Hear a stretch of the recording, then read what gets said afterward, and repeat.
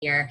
I am very honored that you chose to spend just a bit of your Thursday night with me. I know you all are so busy, and that is probably a main reason why you chose to attend this webinar, because you know that meal planning and food prep will save you time. But regardless, you're busy. You have a million other things that you could be doing tonight, whether you're watching this live or after the fact. And so I feel honored and I appreciate you choosing to spend some of your time here with me. There are several of you on live, about 92 of you registered, and so I am very excited to be sharing this information with you all today. If you have not yet printed your worksheet, I highly recommend printing your worksheet. If you don't know what I'm talking about, go into your email. I sent you an email a few hours ago today, and it includes an attachment with a worksheet. If you can't print it or you're driving or whatever, don't stress. You can take your own notes, take your own mental notes, but if you have access to it, print the worksheet. Now, I'm going to do my very best to deliver as much value as possible in a short amount of time, but know that there's a lot on meal planning that I could say. So if I rush you, if I throw too much information at you, please know that this is meant to be helpful to you. And so you have to interpret exactly, you have to take out of it exactly what is appropriate for you. If you're just starting out, well, take a bunch of notes, but don't think you have to implement all of this right away.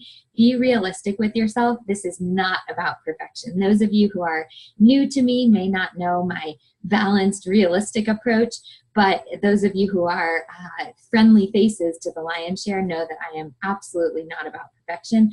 I'm about taking one step forward every single day. And if we can do that, then that is something to celebrate. So let me tell you a little bit about you, and then I'll tell you a little bit about me. I asked one major question in your registration for this webinar. And the question was, what's your experience with meal planning? About 19% of you do it every single week. 61% of you do it occasionally. That's amazing. And 20% of you have never tried it. So regardless of your experience, please know that you're in good hands right now. There are plenty of other people with similar experiences to you. And the tips that I'm going to give today are going to be applicable for all of you. Now let me tell you a little bit about me. My name is Megan. I am the owner of the Lyons Share Wellness, and this is my 5th year full-time in business at the Lyons Share.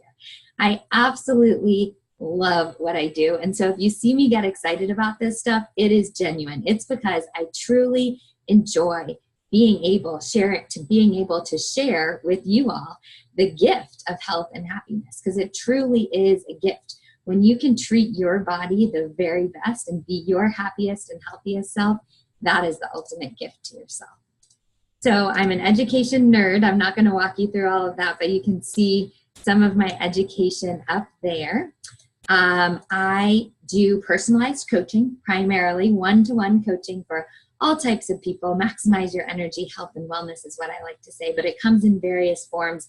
People with chronic conditions, people with picky kids, people who want to lose weight, gain weight, improve their athletic performance, all kinds of things. So I primarily do that one-on-one coaching, but I also do large group speaking, corporate wellness, food intolerance testing, the list goes on and on and on. Enough about me. I want to tell you that you're in the right place. So you probably showed up today because you're struggling to find a way to eat healthily without spending hours in the kitchen. Yep, raise your hand. I can't see you, but raise your hand if that's you. Yes, it's me too. You might feel stressed every time dinner approaches, wondering how you can throw together something that will be tasty, healthy, easy, quick, right? You might feel overwhelmed by the concept of meal planning. Several of you said in your comments you don't know where to start, and that's okay. We'll get there. You lead a busy lifestyle. The kids are always hungry. You work long hours. You're constantly on the run. All of these things are normal, and all of these things are what we're going to address today. You may be frustrated because every time you buy healthy food, you see it go to waste in the refrigerator before you can use it. One of my pet peeves is wasting food, so I'm going to help you not waste any more food. Now, you're in the right place if you're unsure of how to get started, If you often stare blankly into the refrigerator, wondering what in the world to make for dinner. If you wander into the grocery store aimlessly and wind up with $200 worth of random ingredients that don't form a meal. I had someone in the comments put $250 for one person, and she doesn't feel like she's effectively doing meal planning. So we are definitely going to solve that. You're curious about meal planning and food prep, and you know you should be something to do or be doing something to get a handle on your nutrition and health. Or maybe you're eager to prioritize your health. You're ready to learn. You're excited to get started. If those are you, if any of those sound remotely similar to your situation, you are in the right place tonight. So tonight we're going to learn how 1 hour per week of meal planning and food prep, possibly up to 2 to 3 hours for some of you, me included, can save you more than 5 hours each week, plus money, stress, and inches off your waistline. Now, if that doesn't sound good, I don't know what does. 5 practical tips to make a meal plan full of healthy foods that fit your preferences, lifestyle, and budget. You're going to learn several ideas for satisfying, healthy, and quick breakfast, lunches, and dinners and snacks if you stick around for the bonus at the end, and you'll get your questions answered. Okay, so stay until the end for a special bonus. I really rolled it out on this one. These bonuses are free, but I'm excited to see what you guys come up with. So I'm offering 3 special bonuses at the end. All right, so let's talk about the things that meal planning saves you. And this is where you want to get out your worksheet. It looks like this. It's probably a little more green. I'm running out of ink. But you're going to start writing here in section A where it says meal planning and food prep save.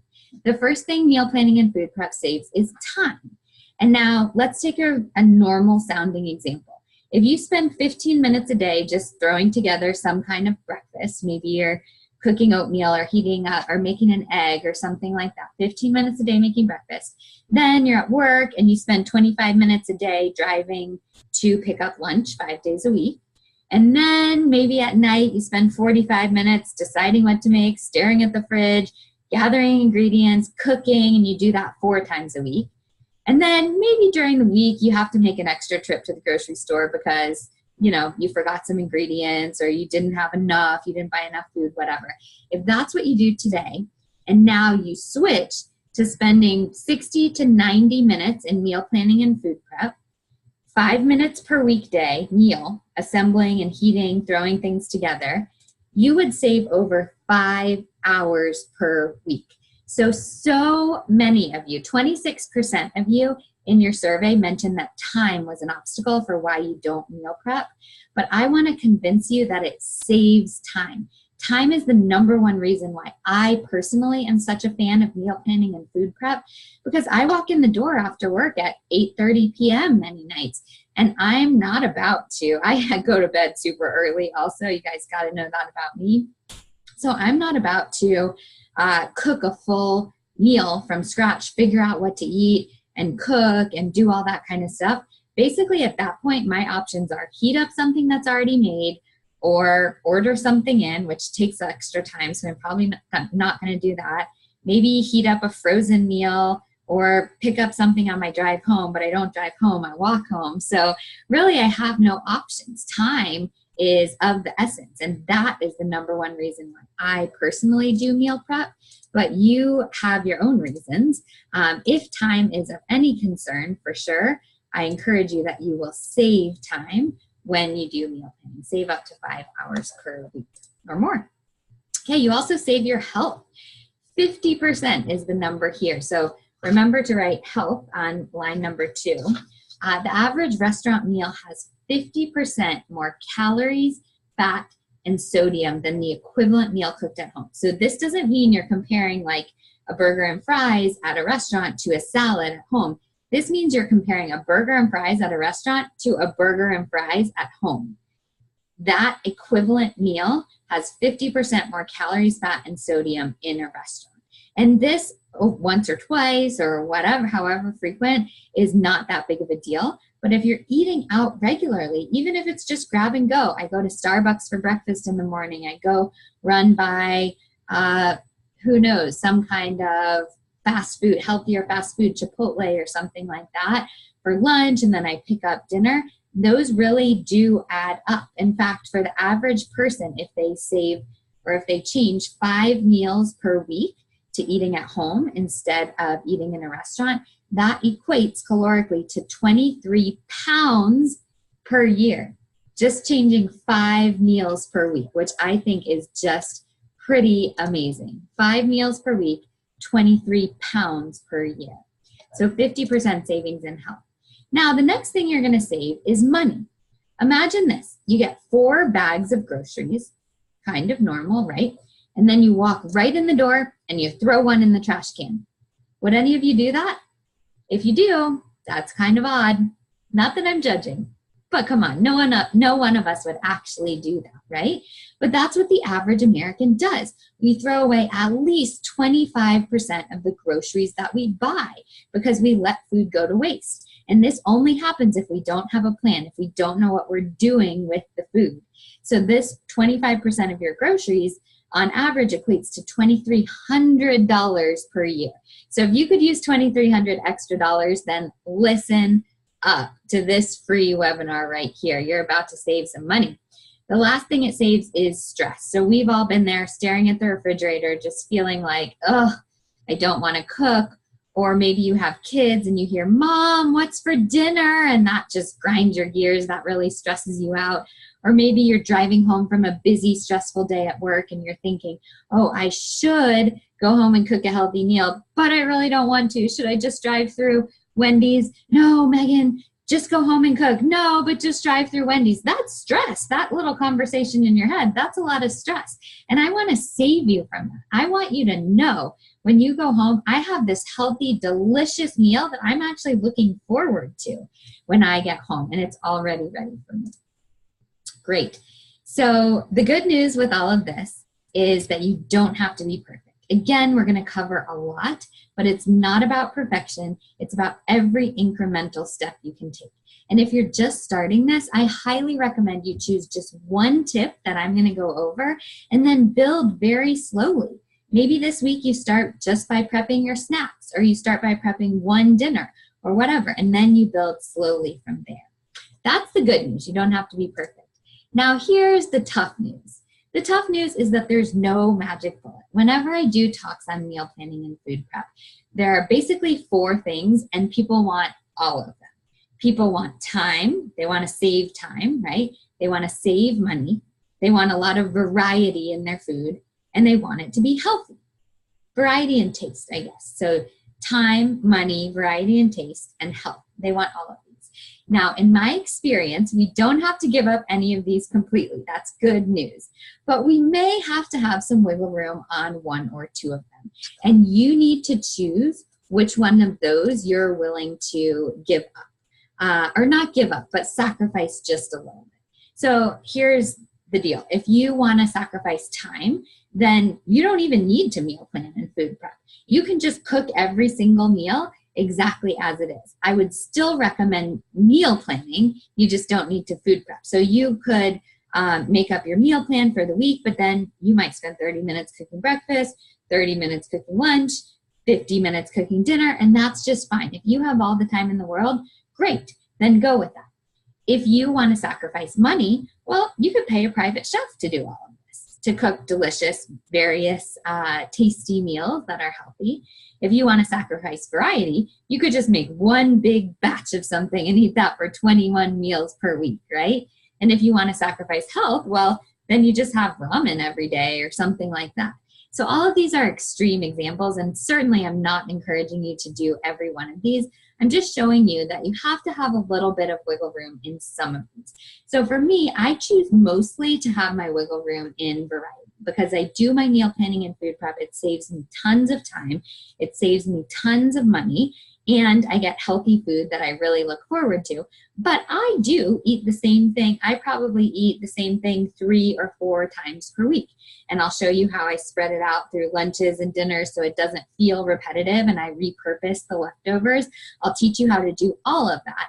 But for me, variety has a little bit of my wiggle room.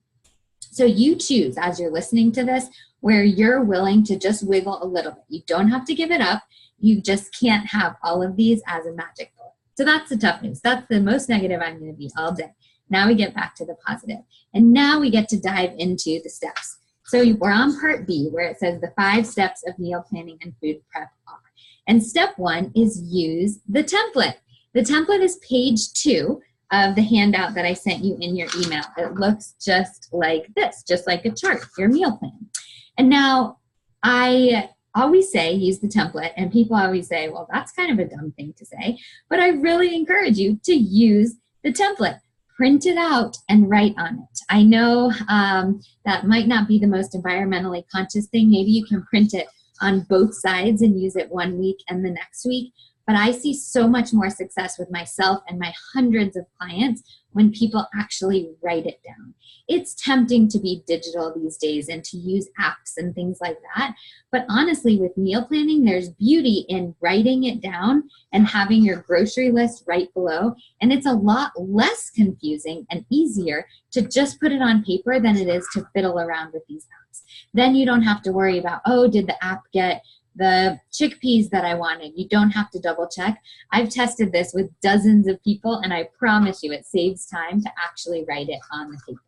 Now, some of you will be stubborn and really just want an app. And so if you want an app, my 3 recommendations are Paprika, Food on the Table, and Meal Board. Those are the ones that I've had most success with, or my clients have had most success with.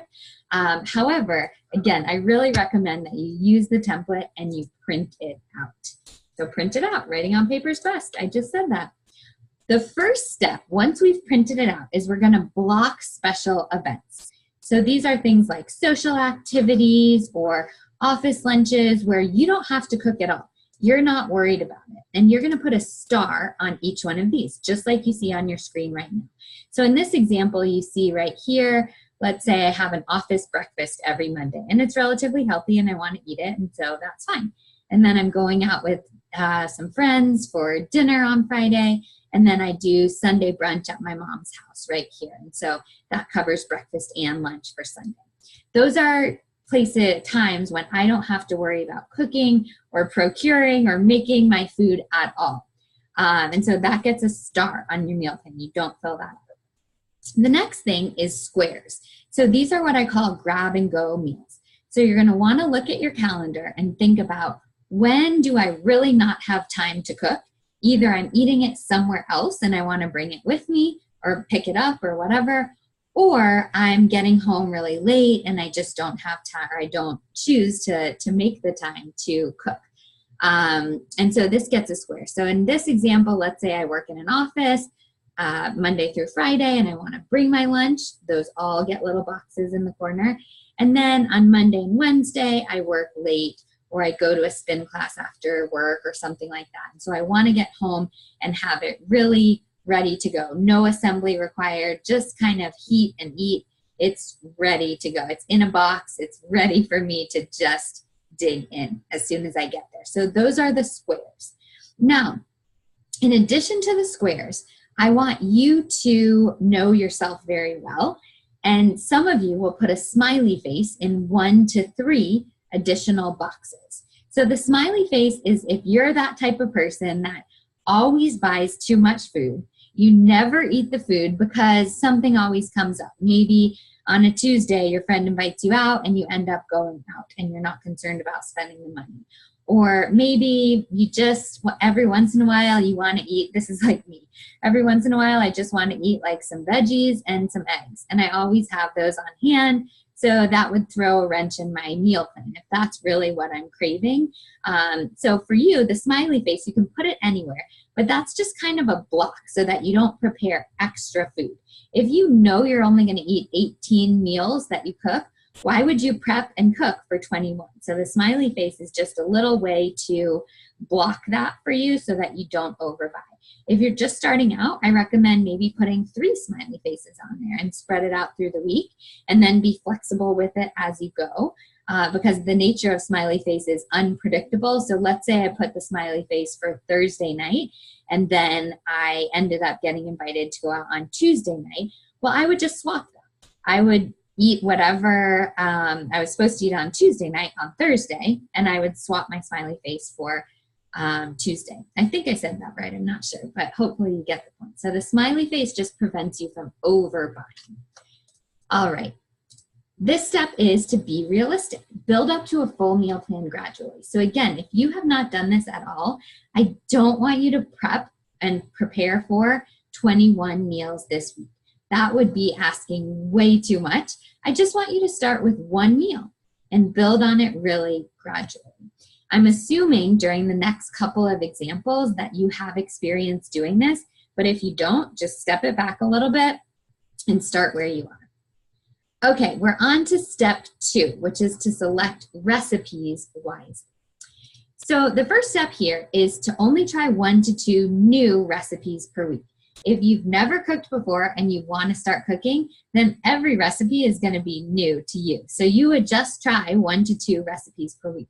If you've cooked regularly before, then it's fine to slot in some of your old favorites, but only choose 1 to 2 new recipes per week. I find a lot when I give talks like this, people feel energized by the end and they want to just go try 8 new things, and they take out their cookbooks and they go scrolling through Pinterest, and then they plan all this stuff and they buy too many groceries, and then they never end up eating it. So 1 to 2 new recipes per week, that will save you a lot of time and stress and overwhelm. That's the first tip here. Second tip is to go meal by meal as you're planning. So you still have your template out. You've already marked your stars, your boxes, and your smiley faces. Now with those blocked out, you're gonna go meal by meal. So most of us start with breakfast. In this example, you're choosing between having variety and cooking a little bit more. So the first choice, the way that I do this, is I just pick one breakfast and I eat it all week. And then I might not have that breakfast again for another month or 6 weeks or whatever, but it's easy for me, and I don't really mind it at breakfast, to just eat the same thing for the whole week. So you see, in this example, the crustless quiche is what I put for breakfast for Tuesday through Saturday when I'm not at the office lunch or at my mom's for brunch. And I just have a line straight down there. It's easy. It makes 5 servings already, done. If that just sounds awful to you, or if you're feeding a family that's larger and maybe to make crustless quiche for the whole week, you'd have to make 5 casserole dishes or something like that, you might want to rotate things. So here I did crustless quiche, overnight oats, crustless quiche, overnight oats, 2 ingredient pancakes with almond butter.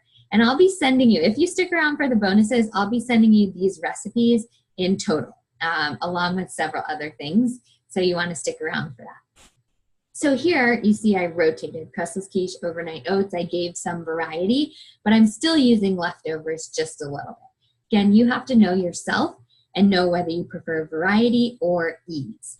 Now, if you are feeding one person and you're going to do this variety way, for example, the crustless quiche recipe that I'm going to send you, that makes 6 servings. But you're only eating 2 servings here, and that doesn't freeze very well. You can freeze it, but it's not the best to freeze. So do not write all of those ingredients down on your grocery list. Cut the recipe into thirds mentally. So if it says you need 12 eggs, well then you're only gonna need 4 eggs. And of course you can't buy 4 eggs at the grocery store. We'll get into using overlapping ingredients here, but mentally note, and I would write it on my grocery list too, that I only need 4 eggs. Do not cook the whole crustless quiche, third or half or whatever you need to do to the recipe right away as you're planning. Recognize how many servings you're going to need. Looking at serving sizes is one of the simplest sounding tips, but the things that people overlook so often when they're starting to meal plan, people just make a big pot of chili and then I say, okay, well, did that make you 5 servings as it said? They're like, I don't know. I just kind of scooped out of the bowl and ate what I thought would be a normal portion size. And this is dangerous in 2 ways. Most importantly, you could undereat.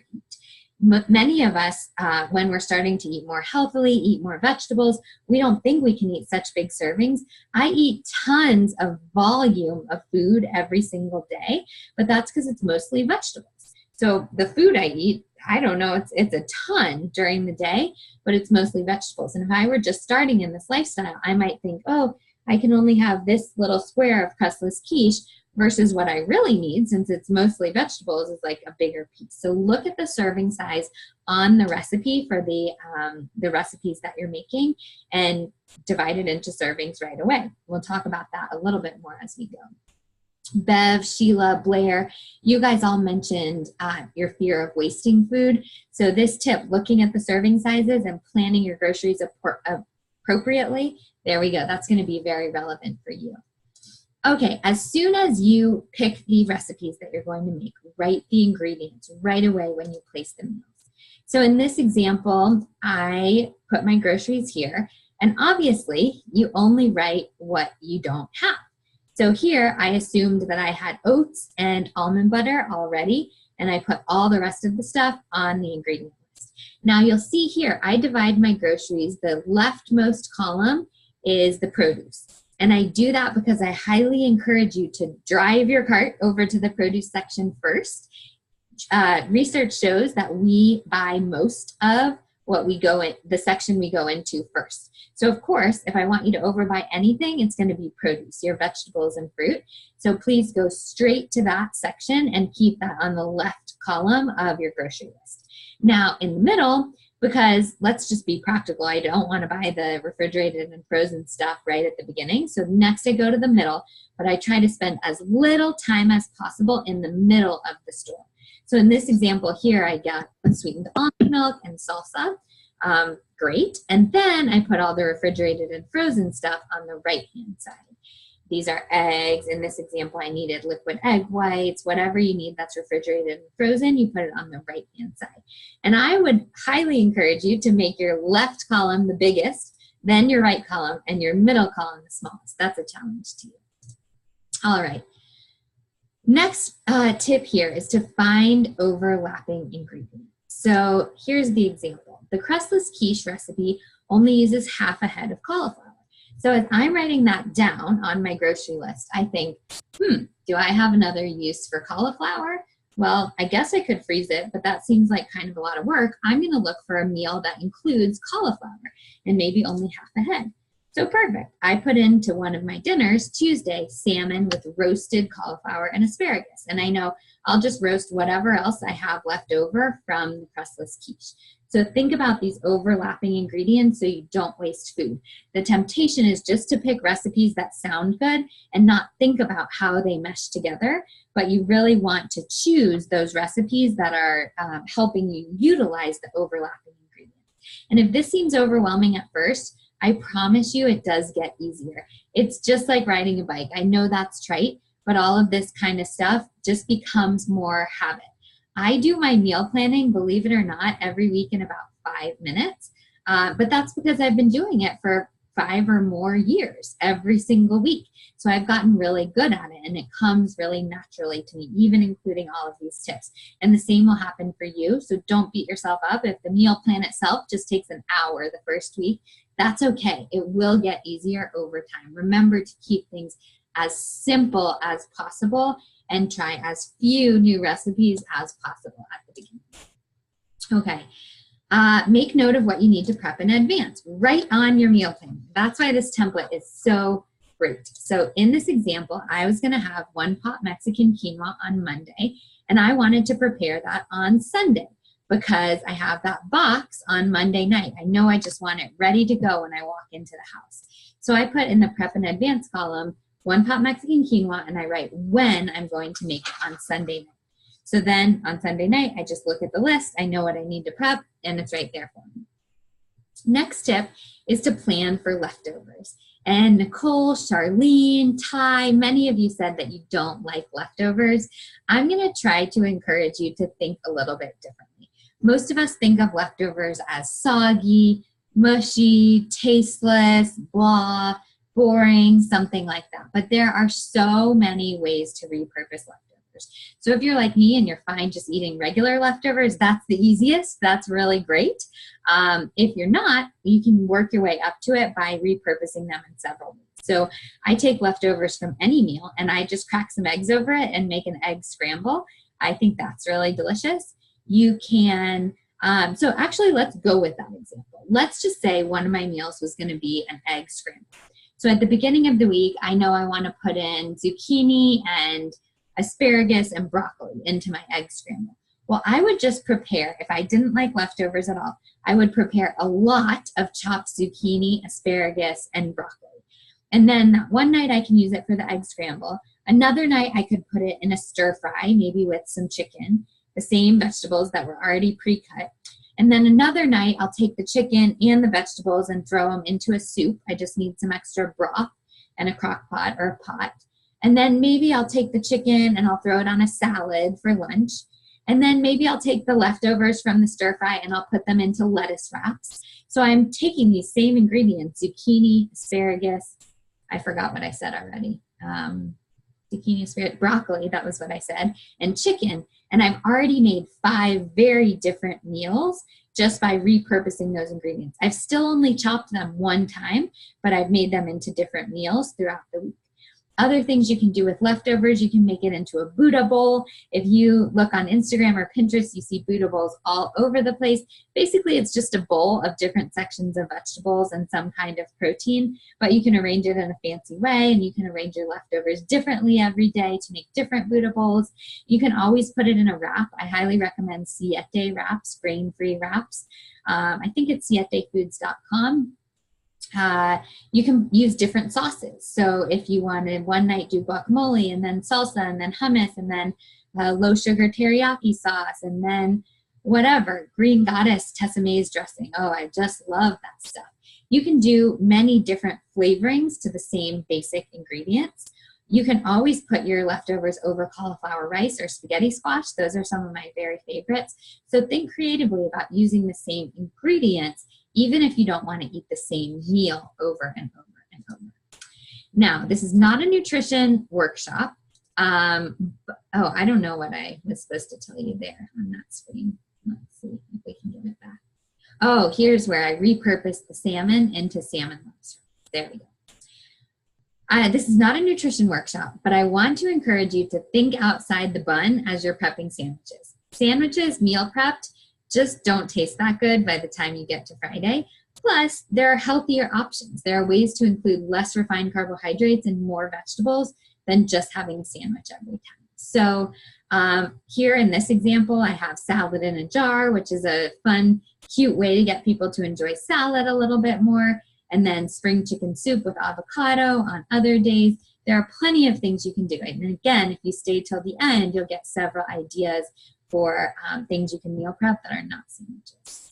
Another little tip here is if you need crunch in the afternoon, vegetables make great snacks. I can see you all rolling your eyes, but I promise you a veggie pack is one of my most important health tips that I've ever given. I have clients say to me that that's the biggest thing that has changed their life, just eating a veggie pack every day.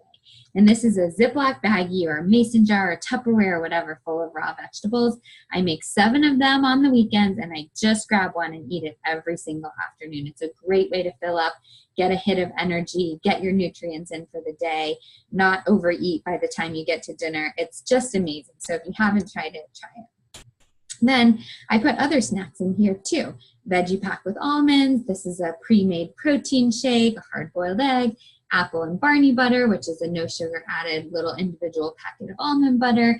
You can be creative, but don't think if you need crunchy or sweet or salty things that you need to go for chips or cookies.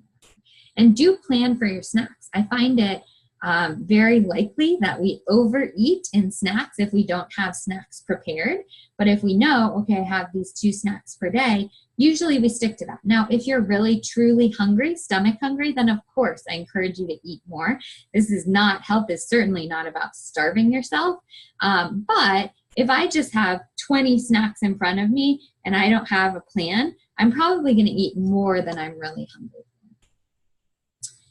Okay, we're almost to the end of step 2. This last tip is shop with a list. For all of you who want to save money, shopping with a list is hugely important. I usually let myself on each grocery trip have one extra thing that wasn't on my list, and that's just kind of fun, and I feel fortunate that I have that little bit of wiggle room in my budget to be able to do that. And so if you do too, that's great. That makes it fun, but you don't overbuy. If that's not the situation for you, just tell yourself, I must stick to just the list.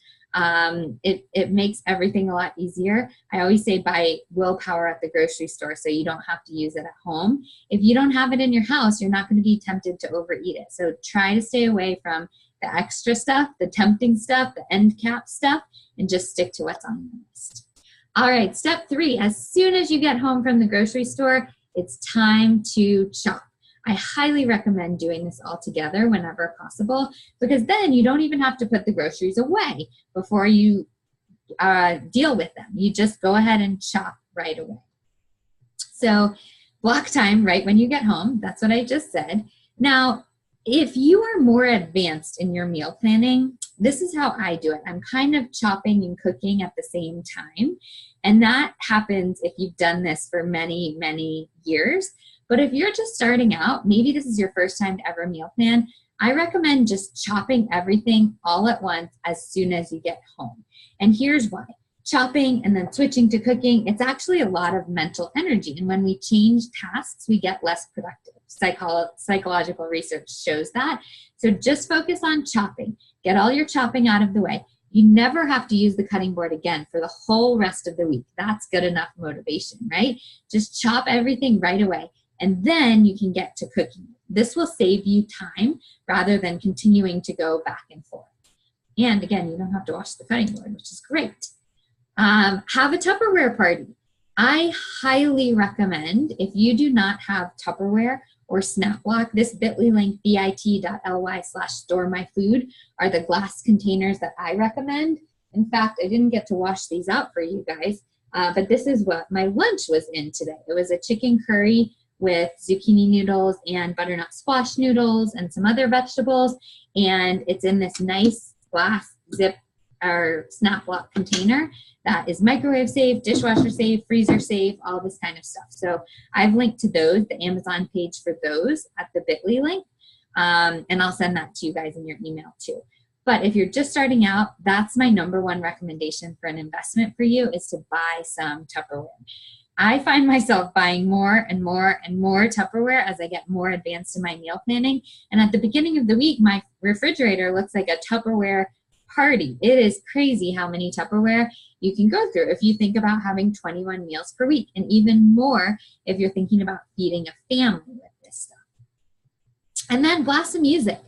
I don't think it's anyone's favorite idea of life to be sitting there prepping food for the week.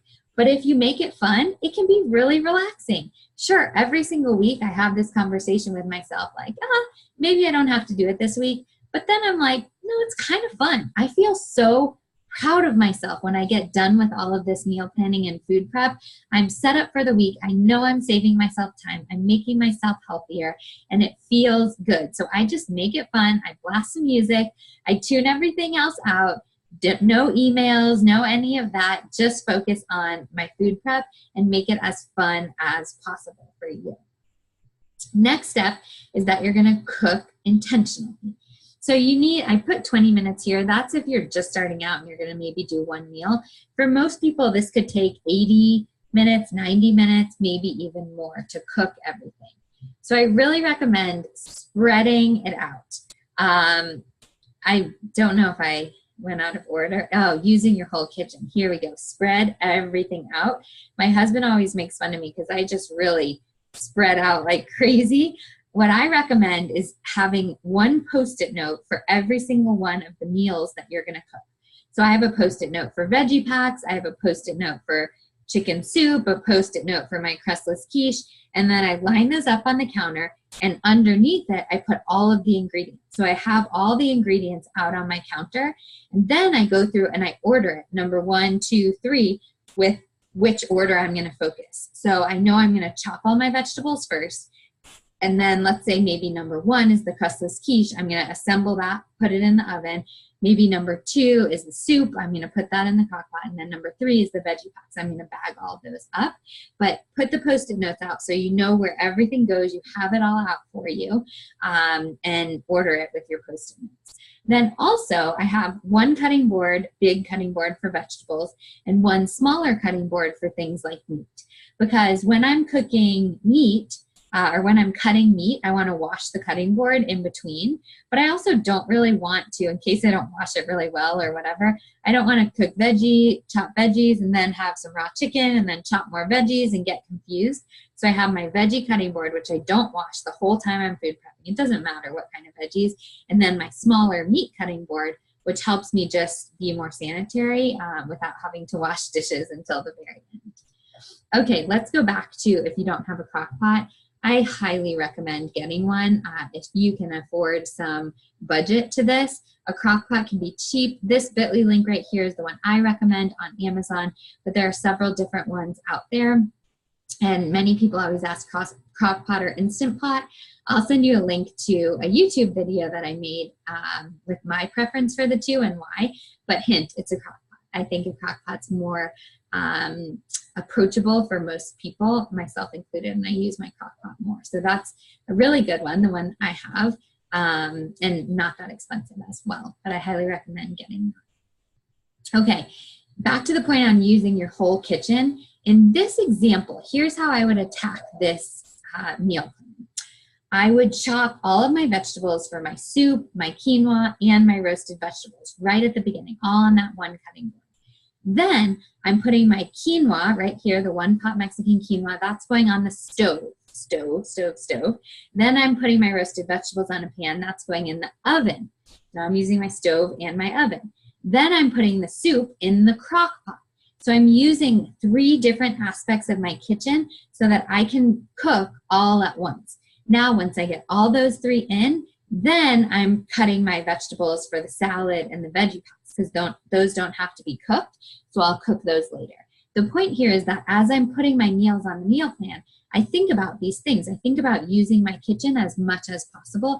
I don't want to have 5 things that are going into the oven because then I'm going to be there for a really long time because I have to wait till they all come out.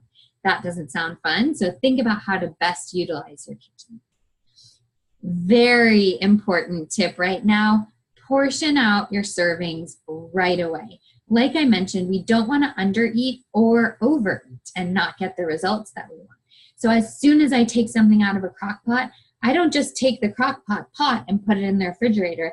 I ladle it out into 5 different Tupperware so that I know 1 Tupperware is 1 serving. And I recommend looking at the recipes online or in the magazine or cookbook, wherever you're getting it, and knowing how many servings it makes and putting it appropriately here. You get in trouble when you just make a pot of whatever and then you say, oh yeah, I'll just eat however much I want. Then you haven't planned efficiently. You will either have to go back to the grocery store or you'll end up wasting food and you may not get the nutritional results that you want. So portion out your servings right away and pay attention to that serving size. Now, if you're super active and you need more fuel than the average person, well, know that. Then maybe if it says 6 servings on the recipe, you make it 4 servings. That's totally fine. I don't think you have to stick to the number. The number is a guideline for most people. And then if you have differing needs, fine, you can change it, but be strategic about it and do it intentionally. Portion out your servings right away. Freeze any extra portions. My freezer is a constantly rotating buffet line, for lack of a better term, because let's say I make a soup that makes 6 servings. Maybe I don't really want to eat it 6 times that week. Maybe my husband will eat some depending on what it is. If you have kids, that might be easier to not have to freeze any of the things and just use it for your whole family. But if it's just you and it's making many servings, I highly recommend having a rotating option for freezing. So let's take that example again. If I made a chili that has 6 servings, well, I'll put on my meal plan maybe 3 of those, maybe 2 dinners and 1 lunch or something like that. But as soon as I put the 3 things in there, the 3 Tupperwares that I'm going to freeze, I take 3 more out. And it might be totally different things. It might be chicken broccoli rice, and I use cauliflower rice casserole, or it might be a tortilla soup. Who knows what it is? But I'll take those 3 out and put them on my meal plan. So that makes me have to cook less for the week because I have that constantly rotating store in my freezer. So of course it's going to take you a few weeks to build up to that, but that's okay. I encourage you to at least put 1 serving of any batch thing you make in the freezer right away. Label it with what it is, with the date and the number of servings as well, because you'll forget really quickly. All right, last step here is to check in each night. So I highly recommend looking over your meal plan. Let's say it's Monday night. Just glance over your meal plan for Tuesday and see if your schedule has changed at all. Maybe your kid ate the lunch that you were supposed to bring in, and you're going to have to plan to go pick something up at Snap Kitchen or Whole Foods or something like that, or you have to use a frozen meal or whatever. Just adjust for schedule changes and food option changes. Maybe you had an office lunch scheduled or whatever. And then also make it easy for yourself. Most of us are a little more frazzled in the morning than we are at night. And so I pack my lunch bag oftentimes at night. I'll put in my breakfast if I have to take it on the run, my lunch, my snacks. So all I have to do in the morning is grab and go. I don't have to think about it too much in the morning. Okay, we're going to get to your questions now, but you have learned a lot. We have learned how to use the template, to select recipes wisely, chop, to cook intentionally, and to check in each night. So take a deep breath and recognize one more time that you don't have to do this all at once. This is aspirational. This is what you're leading up to. And these tips that you've gathered tonight will help you as you grow in your meal planning journey.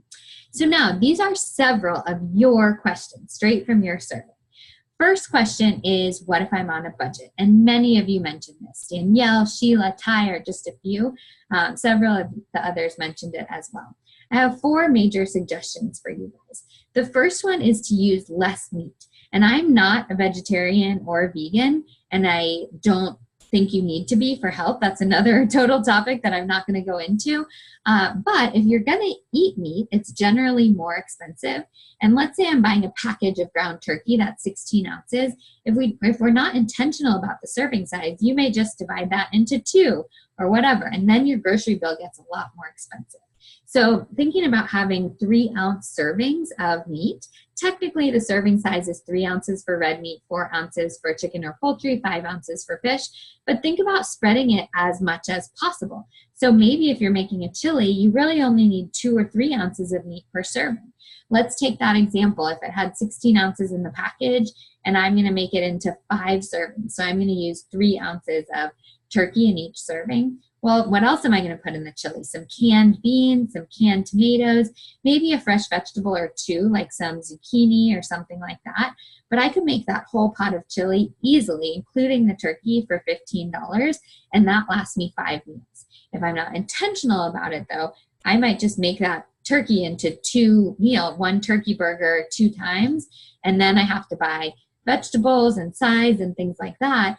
And that ends up costing me a lot more per meal. So stretch your meat into many different meals by adding in vegetables and healthier beans and canned foods and eggs and things like that. Second suggestion is get your produce from a co-op. Co-ops are amazingly inexpensive, and you can just Google like Co-op Dallas or Co-op New York or Co-op wherever you are and look at good produce co-ops around you. So basically you're getting like the leftover produce or the produce from small local farmers that don't have access to stores like Kroger or wherever you shop. And so it's often really, really good quality produce, and it's what's in season, which is healthier for you. And it's incredibly cheap. I show you guys on my Instagram a lot of times what I get for my $10 co-op. Here's the kicker. If your co-op delivers on Thursday, you're probably going to want to do your meal planning right after that. So maybe you do your meal planning on Friday and then you grocery shop and food prep on Saturday because you don't know what's happening in a co-op, what you're going to get in a co-op. If you can get a co-op where they're going to tell you in advance what they're bringing you, that's even better. But look for a co-op for produce. The third suggestion is to just use Google strategically. There's a great website called Budget Bites, Budget B-Y-T-E-S, that has some really cheap, like $1 or $2 per serving healthy meals. Some of them are healthier than others, I'm not going to lie, but I like that website for those of us on a budget to get some good ideas that are cheaper. And then the last one is use the tips that I already mentioned. So repurpose the ingredients so you don't throw things away or you don't overbuy. Use your leftovers, whether that means repurposing them or freezing them or whatever. Do not waste food, do not overplan, and do your meal prep because that cuts out $2,300 of wasted groceries, plus you're not going to restaurants. If I spend $100 a week per person on food, that feels like a lot. It really does. But to me, I eat out so infrequently. That gets me 21 meals a week. And let's say you're just spending an average of $10 per meal. And that's cheap, right? Many of us can't get a grab and go dinner for $10. Let's say you were doing that. You've already cut your grocery bill in half by meal planning and food prepping. So just try to get over that knot in your throat with that $100 grocery bill and know that you're saving yourself money over time. Second question, I struggle with consistency. Joan, Gayla, Karen, Kara, Carolyn, a lot of cuz. You guys all mentioned this, and 2 other people mentioned just being lazy. I'm not going to call you out. Here's my biggest recommendation for this. Just put it on your calendar. All of those who mentioned that you don't have time, I hear you. We are all busy. We have 168 hours in the week. You've probably seen that meme. Even Beyonce has 168 hours in a week, or Oprah or the Queen or whatever. We all have that same amount of time. So you do have time for what you prioritize. I know some of you work 40 hours. Some of you work 80 hours. Some of you have kids. Some of you take care of ailing parents. There are plenty of different situations that make this tough, but you do have time for what you prioritize. And if you just block off this time at the beginning of the week or whenever it works for you, you will end up saving so much time. So think about it like any other appointment. For me, my meal planning and food prep is on my calendar for 5 p.m. to 7 p.m. on Sunday every single week. Now let's take another appointment. If I had a doctor's appointment, or if I had a business meeting or something like that, and I got something scheduled over it, I got invited to a party, or I wanted to watch the Super Bowl, or whatever, I took a nap, I don't know what happens. What would I do with that appointment? I wouldn't just say, oh, have a party, can't go to the doctor. No, I would call the doctor and I would move the appointment, right? That's what you have to do with your food prep block on your calendar as well. It's not just, oh, I got invited to a party at 5 p.m., so I guess I can't meal prep this week. No, you move it, you reschedule it just like you would any other appointment, and you take it very seriously. This is a commitment to yourself and your health and your quality of life, so move that just like you would any other appointment. Tips for feeding my whole family. Many of you mentioned this, whether it's your family or your spouse, Victoria, Paula, Erin, Michelle, Mary Catherine, Anna, several others of you. My first recommendation is that if you're worried about this, my suspicion is that you want to eat more vegetables than the other people. So I would always encourage roasting 2 big pans of vegetables at the beginning of each week. Roasting is so delicious, so easy, so tasty and healthy. And then you can add it to whatever else your family's eating. So you can bulk up your portion. You can have less of the less healthy stuff, and you can have more vegetables on your plate while still cooking things that work for the whole family. Second suggestion, do it together. Don't assume that your husband or your kids won't like it before you ask. Husbands are kind of like kids, at least mine is. So if I say to him, oh, you're probably not going to like this chicken curry, then he's going to be like, oh no, that must be really weird and Megan like. But if instead I say to him, hey, this is what I'm making this week, what do you want? Sometimes I might be surprised. So don't assume they don't like it before you try. And then last suggestion with kids or anyone else, involve them in the meal planning. Do it together so that they feel like they have a choice in the matter. Now, you're not going to give them too much choice. You're still in control here. So don't say, hey, child, what do you want to have for dinner this week? Because he's going to say, pizza. And then you're going to say, no, we can't have pizza. And he's going to say, all I want is pizza, right? If he comes up with that idea and you put the kibosh on it, it's not going to work so well. But if you give 2 choices, if you say, hey, do you want these Italian chicken stuffed sweet potatoes, or do you want a turkey chili? Look at these pictures. Then the kid's going to be like, oh, I want that one. You say, okay, great. What days do you want to have it? And you can put it in the slot. So involve them, whether it's a spouse, kids, anyone else, in meal planning, and do it all together so that you're all invested. A couple of you, many of you, Darcy, Stephanie, several more said, this is overwhelming. And again, I say start slowly. The grocery store is scary. Kate, Fran, Joy, many of you mentioned that the grocery store is overwhelming or you just don't know what to do in it. So first is sticking to the list. Second tip is go to the same store over and over and over again so you learn it. Maybe it's intimidating the first time, but it will get better and better and better. And then last tip is there are plenty of grocery delivery services out there, and some of them are really great. So the best experience I've had is with Instacart, Instacart. And I like Instacart because you can choose exactly what you want, and then they'll text you. If they're at the grocery store and I said 3 organic zucchini, my shopper can text me from the grocery store and say, hey, there's no organic zucchini. Do you want regular zucchini or do you want organic broccoli? And I can make a choice. And then they deliver it right to your house. It's very quick. It takes like 2 hours. So it's kind of a pain to set up your grocery list. But you can do that while you're hanging out with the kids or waiting in line or something like that. So still, I would recommend meal planning on here, and then just take your grocery list and load it into Instacart. That will save you time and the fear of the grocery store. 3 more questions. How do I, and then we're going to get to the bonus. I'm going to try to finish this by 6:30. How do I reheat foods? So the skillet whenever possible. The skillet is the best way to reheat any food. So just a little spray of olive oil and then put it on the skillet. That's what I do probably 90% of the time, is reheat it in the skillet. If you're a microwave lover, my best tip for you is to get a shot glass or a little cup or something like that and fill it with water. Put that on the plate with the food that you're reheating, and then cover that with plastic wrap or a wet paper towel. That shot glass of water will keep the food moist and will prevent it from drying out. So many people say, I can't eat chicken the second day because it's really dry in the microwave. That shot glass will really, really help a lot to prevent it from drying out.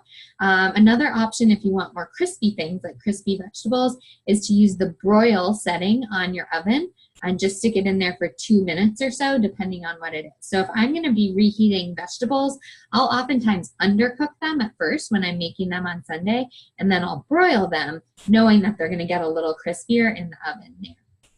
Know that liquid heats better. So if you're going to be reheating foods, things like soups or curries or stews or something with a little bit of liquid, reheats a lot better.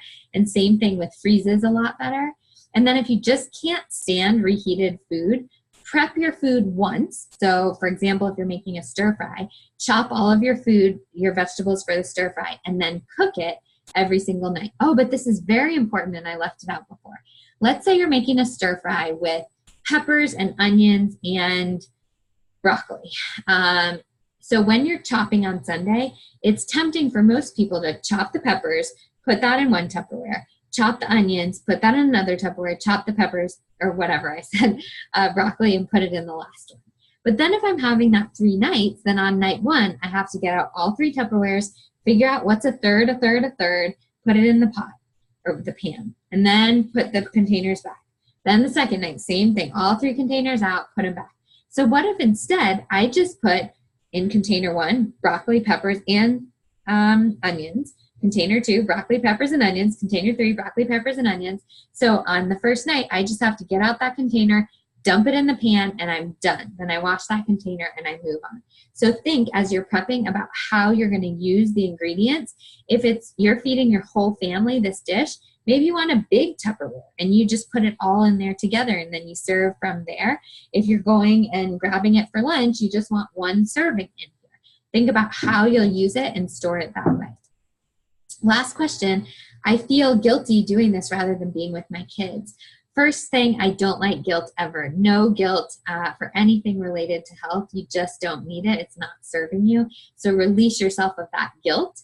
But secondly, involve your kids. There's a really cool study out of Switzerland that shows when kids are involved in the meal planning and food prepping, they eat 76% more vegetables in the resulting week because they had a part of it. And I get it that sometimes this is a pain, even though you love your kids and you think they're so cute. Sometimes it's a pain to have them helping out in the kitchen. So think about ways that you can get them involved that won't really tie you up. For example, if you're making a soup and you have a 6-year-old or 7-year-old, say this soup really needs to be stirred very well. Maybe it's not on the stove, it's on the side. And maybe the soup honestly only has to be stirred like twice, but tell your kid it needs to be stirred so well. That'll keep him or her occupied, and you can keep looking over there and say, oh, a little more, you're doing a great job. Or they can tear lettuce, they can peel thing, like peel a sweet potato, not with the peeler, but with their hands. You can figure out all kinds of different things for them to do. Just give them a task and have them be involved. Now, because I don't have kids, I do work with a lot of families with kids, so I've garnered a lot of tips, and especially with picky eaters, I work with them one-on-one with the families. So I know a lot about this, but I'm going to direct you to 3 other experts that I like. All of these are on Instagram. One is called Whole Food for 7. She has 5 kids, and she does a lot of tips about recipes that work for her kids. Another one is Eating Made Easy. She's a great, she makes the cutest little lunch boxes for her daughter. And so I think that's inspiring. And then someone who is on this webinar or registered, Alex, her Instagram is Wise to Well, WISETOWELL, and she has great tips for what she does with her child as well. Okay, so we're going to get to my challenge for you, but I want to let you know I did see these other questions that I'm not answering right now just because they're not as relevant. People who said I don't need as many veggies as I should, proper food combinations for picky eaters, foods for cancer prevention, healthy pantry staples, how to put broth in your diet, all these kind of things. I hear your questions. It's just not quite as relevant to this particular webinar, so I'm going to hold off on it. But I'm looking at my calendar because I want to tell you guys about the next webinar. Our next webinar is February 26th. It's scheduled for the evening, and it's about making vegetables and water consumption easier. So for those of you who don't eat as many vegetables or as much water as you want, and you need tips for liking them more, for including them in your diet, mark your calendar for Monday, February 26th. That will come to you for free again. Okay, so my challenge to you, set your intention now. What one thing will you try this week? Maybe it's prepping your snacks. Maybe it's doing the full meal plan. Maybe it's trying one new recipe. But set your intention now. Few ways you can learn more, and then we're going to get to the bonuses. You can follow me on Instagram, especially Instagram.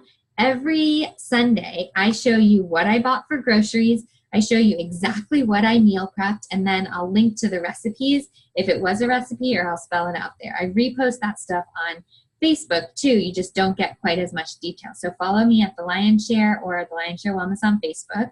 If you're in Dallas and you want some more information on meal planning and general nutrition, and you want a community to help you do this for 4 weeks consistently, we have the New Year's Shape Up starting next Saturday, and you can sign up at dallasgritfitness.com/shapeup. And then if you're interested in one-to-one coaching, you can go to my website.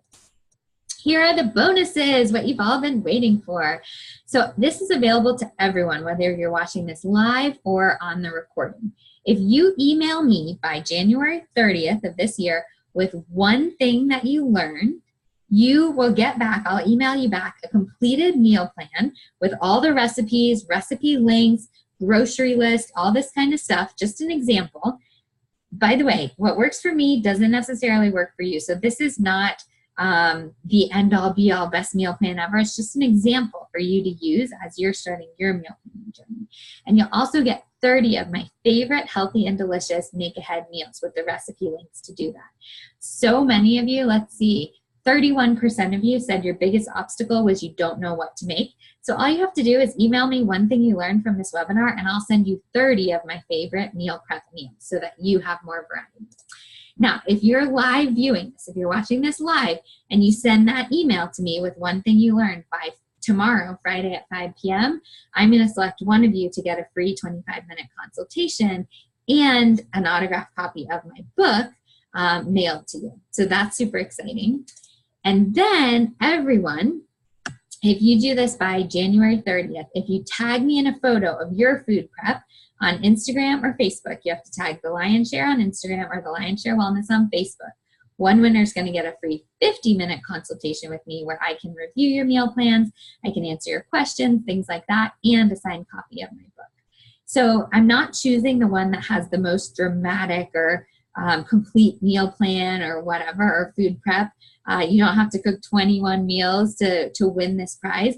I'm really just choosing randomly, but I want to see the variety of things that you make.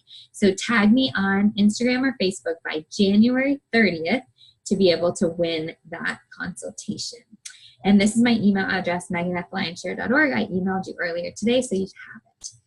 All right, now is the time where if you have additional questions, you can put them in the chat box. You can either hit Alt-H and type them just to me, drop down from everyone to just Megan, or you can go to the top of your screen and you should see something that says more and then something that says chat. So if you have questions, you are free to ask them now. As I'm waiting for any questions to come in, I want to thank you all so much for coming to the webinar. I appreciate you taking time out of your busy day. I know this was a lot of information, and I hope it was helpful. If it was overwhelming, I encourage you to just take one bit at a time and know that you are already doing so well. Okay, I see, Jason, you're raising your hand, which means you have a question, but I don't see your question. Oh, maybe you want to say it out loud. Let me see if I can get this. This is a new one. Okay, Jason, you are, I'm trying. Okay, Jason, Yep. unmuted. I don't know if you can hear. Yes. I don't know if you can hear me, but I want to say thank you. I enjoyed the webinar. It was very good. Thank you. Oh, thank you so much, Jason. I appreciate you listening in. Yep, thank you. I'm going to mute it now, but I appreciate you. Okay, great. I appreciate you as well. Anyone else have questions? Oh, I see a chat. This is fun. I noticed you never go to Trader Joe's for meal prepping, typically Kroger or Sprouts. Any reason why? I've noticed TJ's has better deals than Kroger for veggies, etc. Okay, Casey, I'm just going to be totally honest with you guys right now. Here's why I usually go to Kroger or Sprouts or something like this. My husband likes some things that I would not consider the healthiest thing on the planet. And for example, ice cream is one of those. I'm not opposed to ice cream in moderation. I'm a realist, whatever. But he wants a specific brand of ice cream, and they don't have that at Trader Joe's. So I'm trying to maximize my time efficiency and go to as few stores as possible. But I love the produce at Trader Joe's. I think it's great. I highly recommend the pre-cut produce, and especially focusing on the organic from Trader Joe's when you can. Even the organic is more cheap at Trader Joe's. So that's why I do it. But maybe every 4 or 5 weeks or so, I go to Trader Joe's as well. You have to find what works for your family. I have nothing against Trader Joe's. Absolutely. Good question, though. Okay, a couple more questions. I just want to say thank you. I learned a lot. Thank you, Confidence. I love your name. Confidence is the coolest name ever, so thank you. Ty says, can you recommend the 3, or can you name the 3 meal prep apps? Yes. Paprika is one. Food on the Table is the next one. And Meal Board is the last one. These are, I think Food on the Table is free. Paprika and Meal Board are like $4.99 or $9.99. One for each. So those would be what I would recommend. I see one more chat, but for some reason I can't see the text. So I guess I'm just going to leave that alone. Okay, team, I'm going to thank you one more time. I really appreciate you. Don't forget these bonuses. I really am excited to see what you learned and to see your food prep. So tag me, email me, and I will get your free goodies out to you. Have a wonderful rest of your day and stay healthy, stay happy. Good luck on your meal planning and food prep. Bye.